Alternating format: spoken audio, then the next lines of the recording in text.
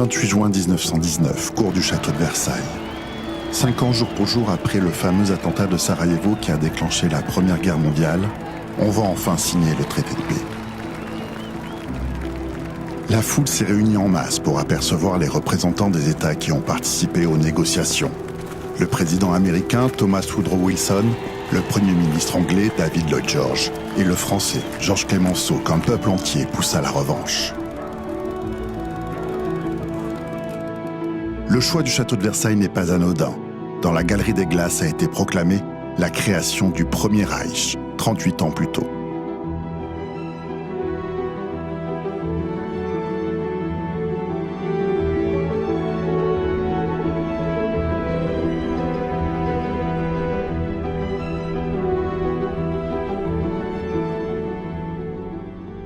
Pendant les 7 mois qui ont précédé la signature du traité, de décembre 1918 à juin 1919, s'est tenue la conférence de Paris.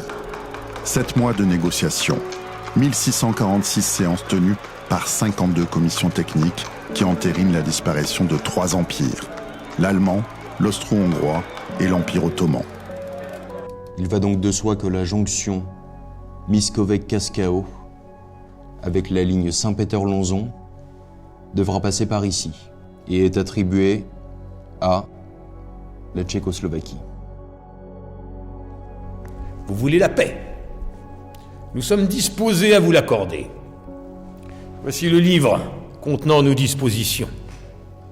Clemenceau veut faire payer aux Allemands les destructions et les millions de morts. Et il réussit à convaincre le président américain de laisser la France occuper l'Allemagne. You must understand that occupying Germany, at least for 15 years, will force them to accept the treaty. I need those 15 years. You have them. C'est un grand moment qui se joue à Versailles ce 28 juin. Tout a été pensé pour impressionner les Allemands.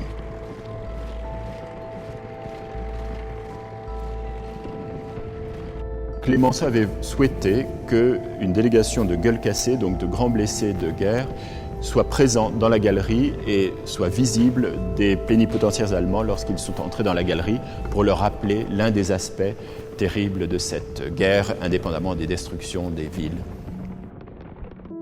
Comme ce n'est pas une paix négociée, mais vraiment dictée, les Allemands qui sont obligés de signer, ou qui se sentent obligés de signer le signe d'un très mauvais cœur. L'Allemagne est amputée de 15% de son territoire et de 10% de sa population au profit de la France, de la Belgique, du Danemark et surtout de la Pologne, recréée. Le grand problème du traité de Versailles n'a pas été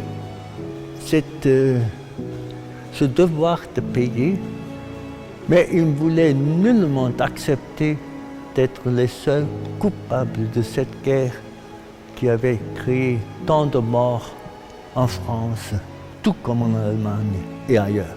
Bien plus que le traité de Versailles, c'est la crise économique de 1929 qui provoquera la montée du nazisme en Allemagne.